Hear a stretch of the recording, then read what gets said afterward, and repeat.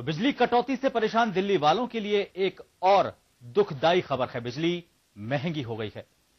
DERC के chairman में 8.32% तक बढ़ोतरी का ऐलान किया है।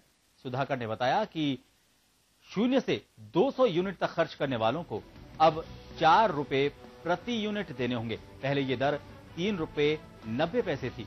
201 से 400 यूनिट तक के लिए अब देने होंगे 5 रुपए 95 पैसे, जो कि पहले 5 रुपए 80 पैसे थे।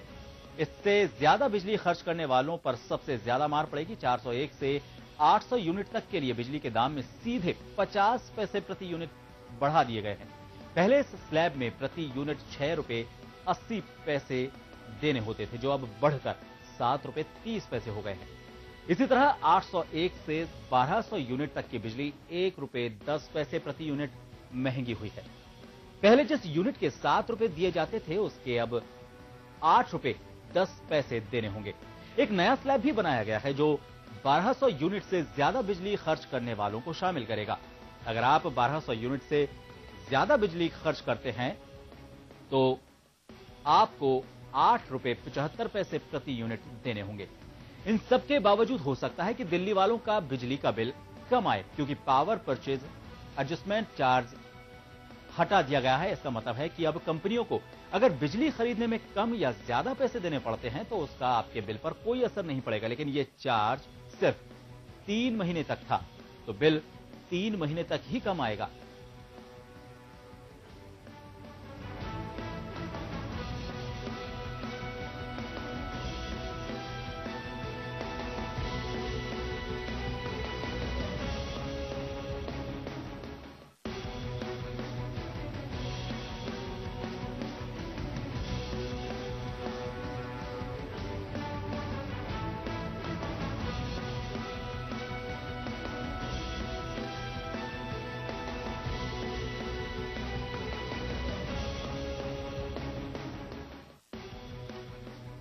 तो दिल्ली वालों के लिए बुरी खबर यह है कि बिजली का झटका उनको लगने वाला है। यूनिट स्लैब के साथ ही जो दरें हैं बिजली की, वो बढ़ा दी गई हैं। एक नया स्लैब 1200 से ज्यादा यूनिट का भी बनाया गया है। उसके मुताबिक 8 रुपए 75 पैसे से ज्यादा उनको झटका झेलना पड़ सकता है।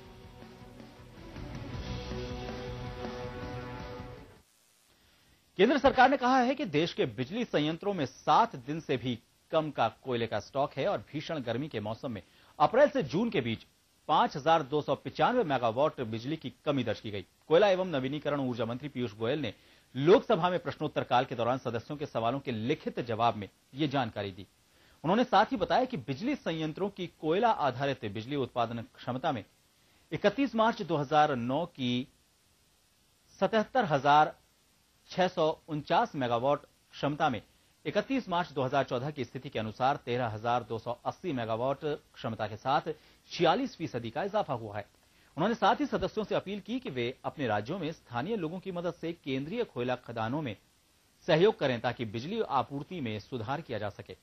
गोयल ने कहा कि राज्य सरकारों को यह सुनिश्चित करना चाहिए कि भूमि विवाद सुलझाए जाए, ताकि पावर स्टेशन तक कोयला पहुंचाने के लिए रेलवे ट्रैक बिछाया जा सके।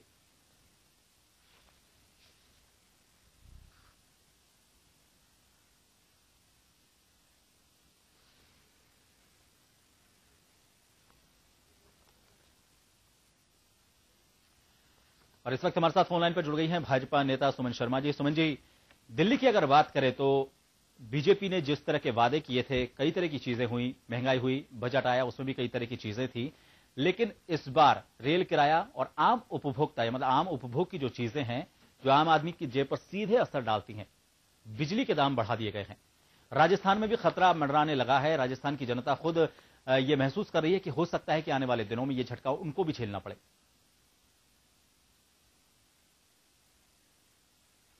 दरें बढ़ाना किसी सरकार के लिए बहुत सुखद स्थिति नहीं होती है, चाहे दिल्ली की बात हो चाहे राजस्थान की बात हो। जिस तरह की स्थिति में हम लोगों को देश मिला या जहाँ राज्यों में हम लोग आए, बहुत अच्छी स्थिति नहीं है। मैं यदि केंद्र सरकार की बात करूँ, यूपीए गवर्नमेंट की, तो 10 साल में जो देश में प्रोडक्शन होना चाहिए था, कोयले की क्या स्थिति रही और बिजली की क्या स्थिति रही, आप लोग से भी छुपी नहीं है और देश की जनता से भी छुपी नहीं है। प्रोडक्शन के नाम पे जीरो और लूट और स्कैंडल के नाम पे ये सरकार अव्वल नंबर पे गई, जिसका परिणाम हम सब लोगों को भुगतना पड़ रहा है। अब आप पार्टी की तुलना अगर दिल्ली से हम करते हैं और लोक लुभावने तरीके से कि आप बिजली की दरें कम कर देंगे, पानी की दरें पहुंचा देंगे, this is not practical solution. कि आप थोड़ी देर के लिए तो जरूर राहत दे सकते हैं, लेकिन लॉन्ग टर्म पे ये नहीं चल सकता है। जब तक बिजली का उत्पादन नहीं करेंगे तो सप्लाई कहाँ से करेंगे। जी। तो इससे चीजत को रोकने के लिए बहुत सारी योजनाएं भी आ रही है। अभी एक बार लग रहा है कि बिजली का दर बढ़ा है, लेकिन जब तक बिजली की व्यवस्था को दुरुस्त नहीं की जाएगी तब तक ये थोड़ी मार है वहाँ की जनता पे। और हमारा कमिटमेंट 5 साल का है।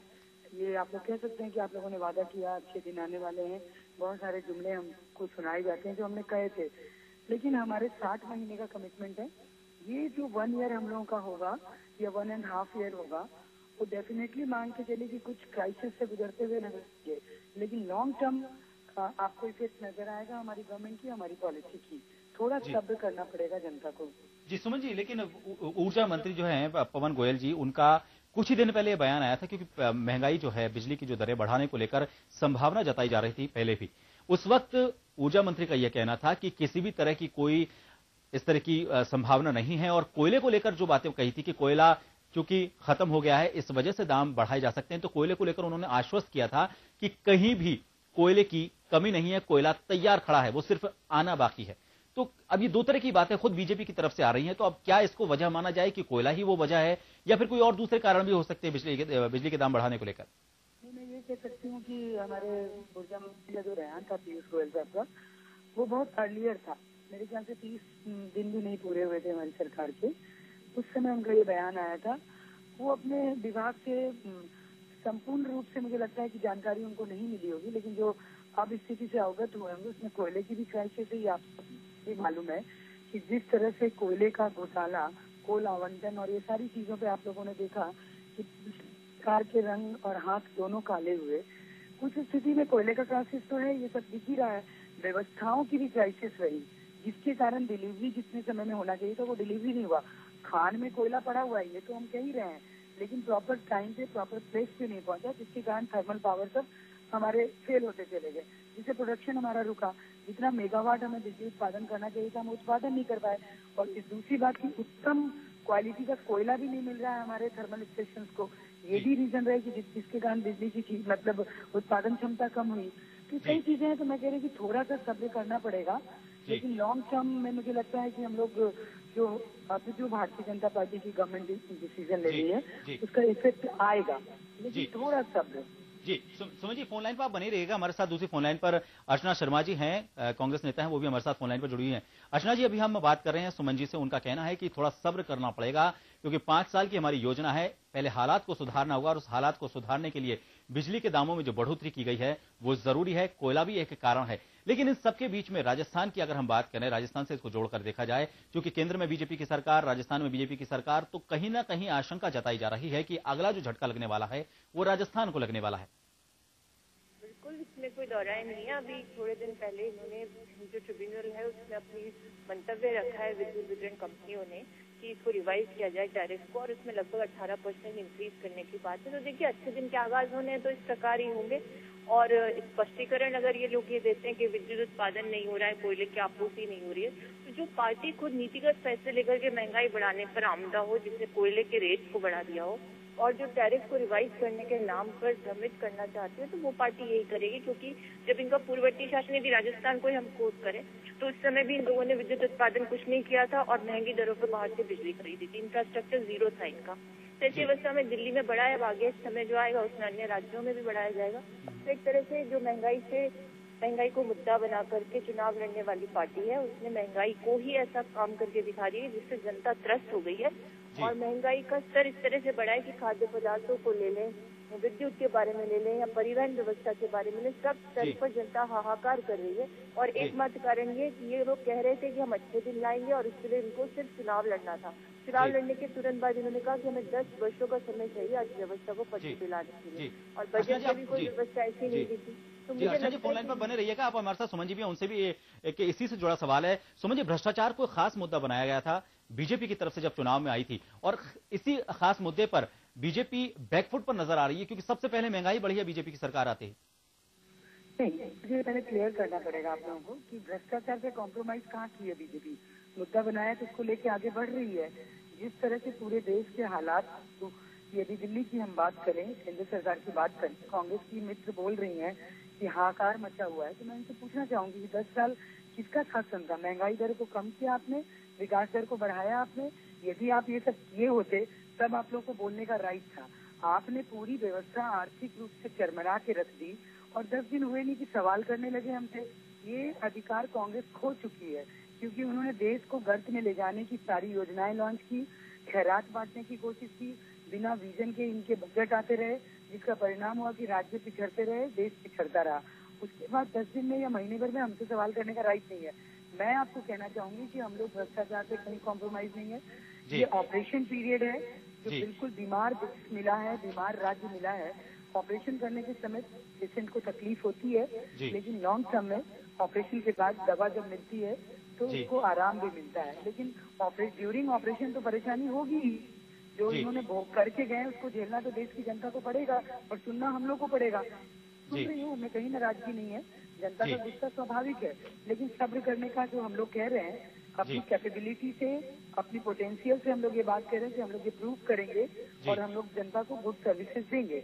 जी अर्चना जी, अभी ऑपरेशन के हालात की स्थिति बता रहे हैं, क्योंकि बीमारू राज्य कांग्रेस ने सुपुर्द किया है बीजेपी को। ये एक तरह से बीजेपी का आरोप भी है, और भ्रष्टाचार और महंगाई को लेकर जिस तरह के आरोप लगाते आ रहे थे वो अभी भी बरकरार हैं बीजेपी की तरफ से। बिजली की महंगाई को लेकर बात करें या फिर दूसरी चीजों की महंगाई को लेकर बात करें, बिजली के दामों को लेकर जिस तरह के कयास लगाए जा रहे हैं कि राजस्थान भी अब इस विपदा से जूझने वाला है, क्या आपको लगता है कि बीजेपी जिस तरह की बात कह रही है कि अभी ऑपरेशन के हालात हैं, हालात सुधारने के लिए ऑपरेशन के वक्त थोड़ी सी कमजोरी महसूस होती है, लेकिन उसके बाद में लंबे समय की अगर बात करें तो स्थितियां सुधरती हैं?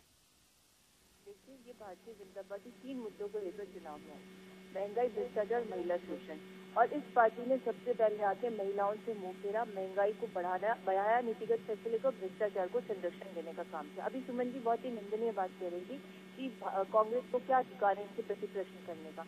कांग्रेस नहीं, प्रत्येक नागरिक को अधिकार है कि जिस इसके खिलावे में आकर इनको वोट दिया उसके साथ इस तरह का व्यवहार क्यों किया जा रहा है। और जिस महिला शोषण पर सुमन जी महिला मोर्चा के अध्यक्ष के नाते सड़कों पर उतर जाती थी, वही अपने मंत्री के जो पुत्र है उस पर इतना गंभीर आरोप लगा, उसके बावजूद एक शब्द कहने को तैयार नहीं है। और महंगाई को तो नीतिगत फैसले लेकर के बढ़ाया जा रहा है और नाम दिया जाए कि पूर्ववर्ती शासन ने ऐसा किया। तो जब आपको हमने डॉक्टर के रूप में चयनित नहीं किया था, डॉक्टर नरेंद्र मोदी नहीं बनाया गया था, डॉक्टर वसुंधरा राजे के रूप में नहीं लाए थे, जहाँ एक लोकतांत्रिक व्यवस्था में एक ऐसे शासक के रूप में आपको लाया गया था जिसने जनता को छद्म सपने दिखाए और उस पर कुठाराघात कर दिया। जब आपके पास नीतियां ही नहीं थी, आपका विजन ही नहीं था, आप बजट प्रस्तुत करते हैं, यूपीए की नीतियों को उसको लागू करते हैं और फिर ये भी स्वीकार करते हैं कि हमारे अभी बस में नहीं है। और किस तरह का बजट आपने दिया, 100 करोड़ के 28 स्ट्रोक्स लगा दिए, यानी चीजें देने का काम।